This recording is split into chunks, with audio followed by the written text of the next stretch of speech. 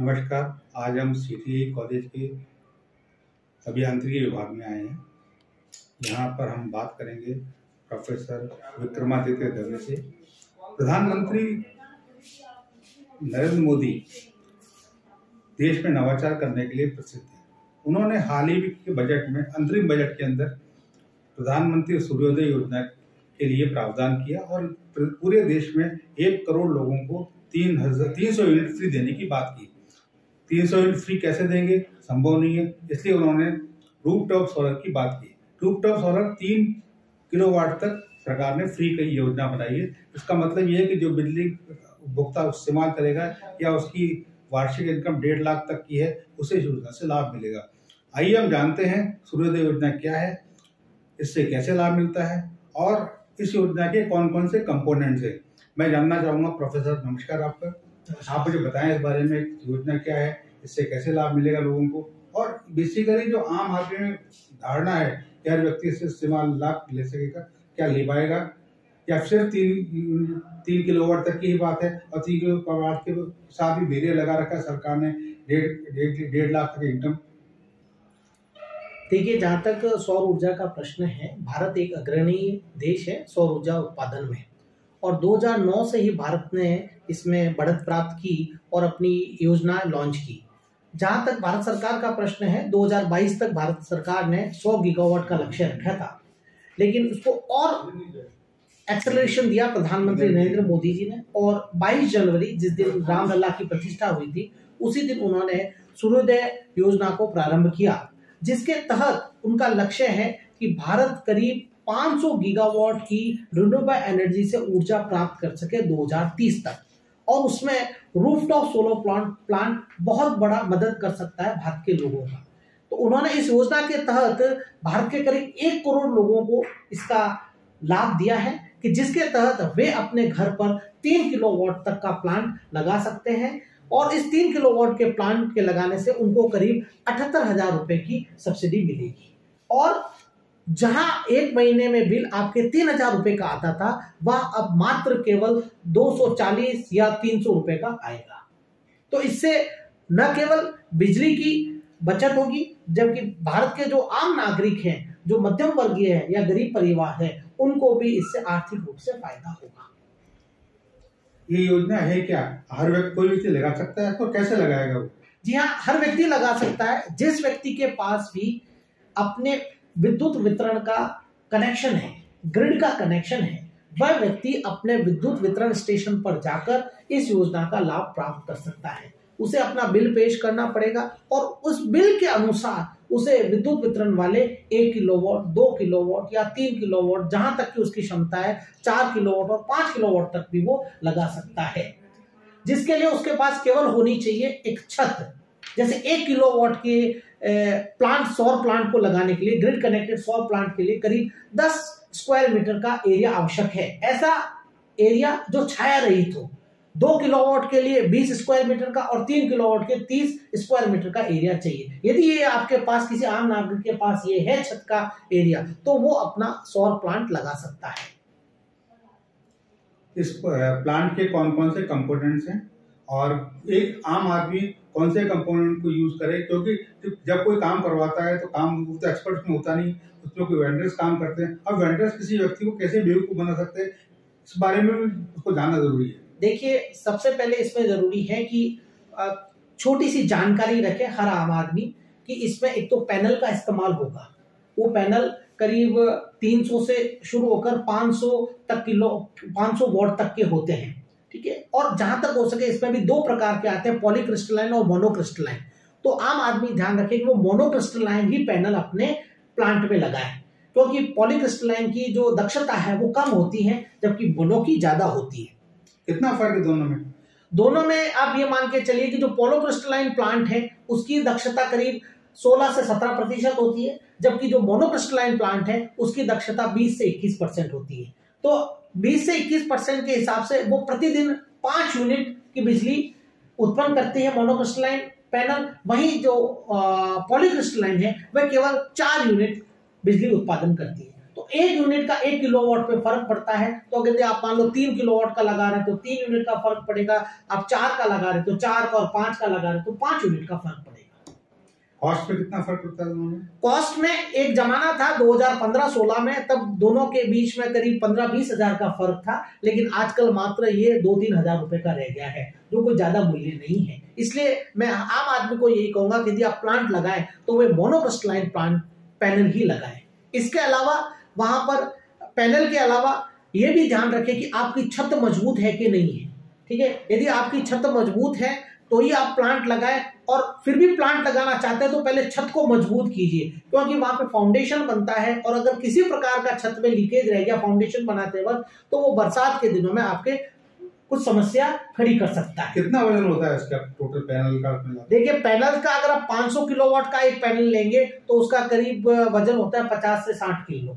ठीक है, तो उस आपकी छत को एक पैनल का 50, ऐसे मान लो 10 लगते हैं, तो आप सोचिए कि 500 किलोग्राम का आपका छत को वहन करना पड़ता है भार। तो आपकी छत इतनी मजबूत होनी चाहिए कि इस प्रकार का भार से 5 क्विंटल वजन। और इसके अलावा आपके इसमें एक इन्वर्टर लगता है, क्योंकि आप ग्रिड कनेक्टेड प्लांट लगाते हैं, इसलिए इसमें बैटरी खरीदने का कोई मतलब नहीं रहता। ठीक है, आपको एक इन्वर्टर लगाना है। इन्वर्टर भी आप अच्छे ब्रांडेड कंपनी का लगाएं, और उस इन्वर्टर का कार्य यही रहता है कि वो डीसी से एसी में कन्वर्ट करता है, और हमारे घरों में एसी आती है, जिसके कारण हम अपने घर के बल्ब पंखे और जला सकें। तो बाजार में जो इन्वर्टर उपलब्ध है उसमें से कौन सा इन्वर्टर सबसे अच्छा रहता है और कॉस्ट वाइज इफेक्टिव हो? देखिए, बाजार में कई कंपनियां हैं, जैसे अगर आप 5 किलोवाट की श्रेणी में जाएं तो एक सबसे बड़ी मैं नाम लेना चाहूंगा, डेल्टा कंपनी है, उसका भी आता है। इसके अलावा के सोलरिस का भी आता है, इसके अलावा ल्यूमिनस का भी आता है, आपके विक्रम टाटा ने भी निकाल रखा है, पतंजलि में भी निकाल रखा है। लेकिन जनरली लोग डेल्टा, ल्यूमिनस, के सोलर के इन्वर्टर लगाते हैं, क्योंकि उनका एक मार्केट में विश्वास हो चुका है कि वे लंबे समय तक चलते हैं।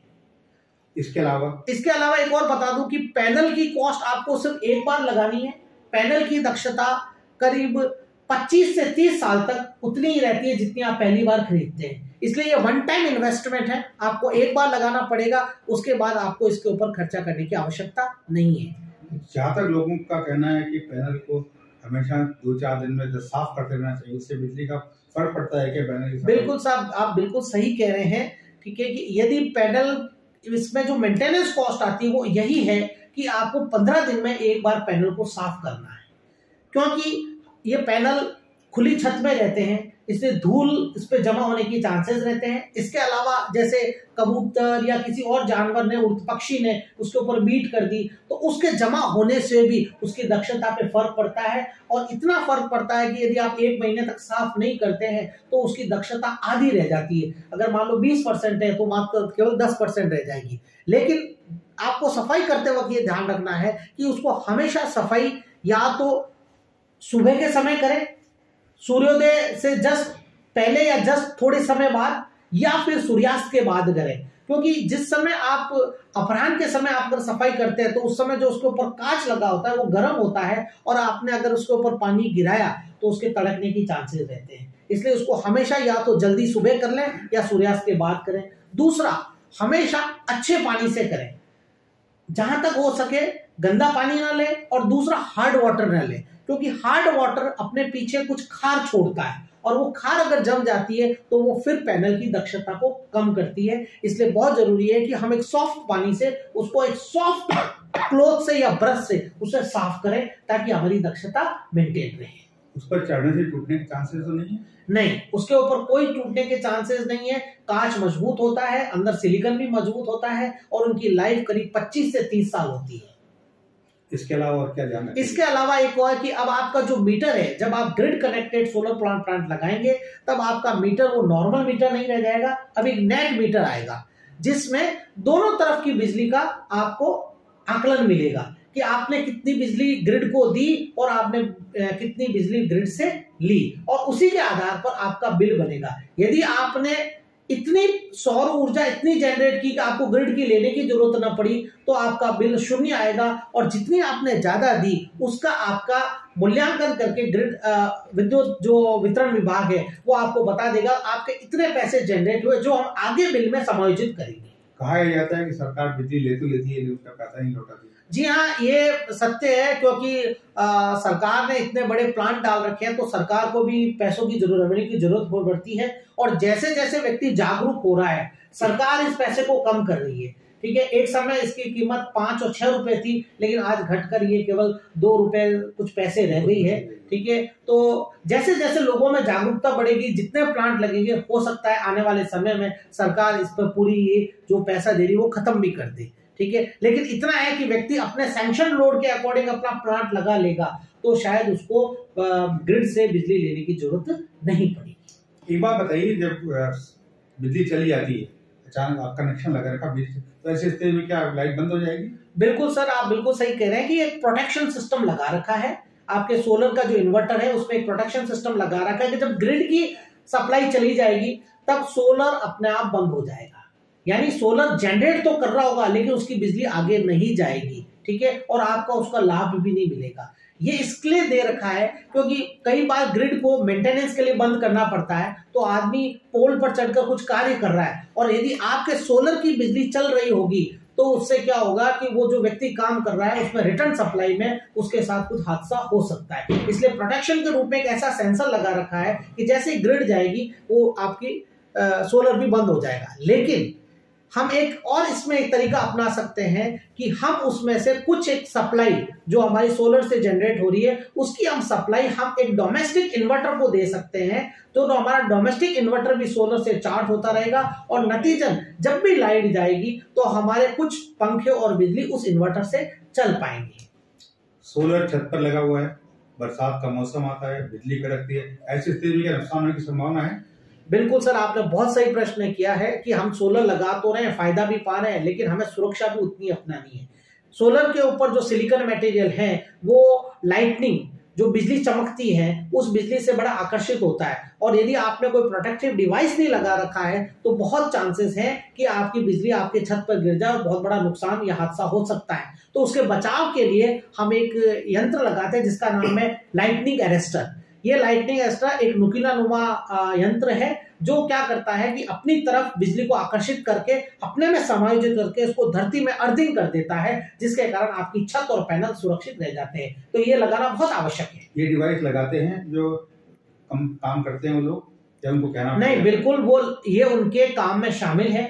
अर्थिंग भी शामिल है, लाइटनिंग अरेस्टर भी शामिल है, आपके इन्वर्टर भी शामिल है, मीटर भी शामिल है, ये सब कार्य उसके शामिल है। लेकिन व्यक्ति को थोड़ा जागरूक होना पड़ता है। कई बार अपना पैसा बचाने के लिए ये लोग कई बार इसको चूक जाते हैं, नतीजन उसका जो ग्राहक है उसको नतीजा भुगतना पड़ता है। इसलिए जागरूक रहें, इन चीजों को आप बारे में जानकारी रखें। राजस्थान वैसे भी सौर ऊर्जा के मामले में अग्रणी राज्य है। इस तरह की योजना लागू होने के बाद क्या राजस्थान की स्थिति और सुधरेगी? क्या ये बिजली जो आपको वजन कम पड़ेगा? बिल्कुल सर, मैं आपको एक जानकारी दे दूं कि राजस्थान सोलर हब है। एक आकलन किया गया था जिसके तहत राजस्थान में 142 गीगावाट सौर ऊर्जा उत्पादन की क्षमता है। लेकिन वर्तमान हमारी सरकार ने, केंद्र सरकार, राज्य सरकार ने, दोनों ने बहुत प्रयास किए हैं। कई स्कीमें लाई है, किसानों के लिए भी स्कीम लाई है, जो घर में डोमेस्टिक लोग हैं उनके लिए भी लाई है, कॉमर्शियल वालों के भी लाई है, कई सोलर पार्क बने हैं। और आपको आश्चर्य होगा कि राजस्थान में विश्व का सबसे बड़ा सोलर पार्क है। फलोदी के पास एक गांव है भादला, उसमें करीब 2225 गीगावाट का सोलर पावर प्लांट है। लेकिन उसके बावजूद भी आज भी हम केवल मेगावाट में रन कर रहे हैं, जबकि हमारे पास संभावना गीगावाट की है। तो सरकार नित नई नई इस प्रकार की लोक लुभावनी भी योजनाएं ला रही है जिससे आम नागरिक भी सोलर से जुड़े, और उसी में हमारी ये योजना है सूर्योदय योजना। तो मैं आशा करता हूं कि आने वाले समय में राजस्थान फिर एक अग्रणी राज्य बनेगा सौर ऊर्जा उत्पादन में। आपने बहुत अच्छी जानकारी दी, बहुत बहुत धन्यवाद। थैंक यू सर, धन्यवाद।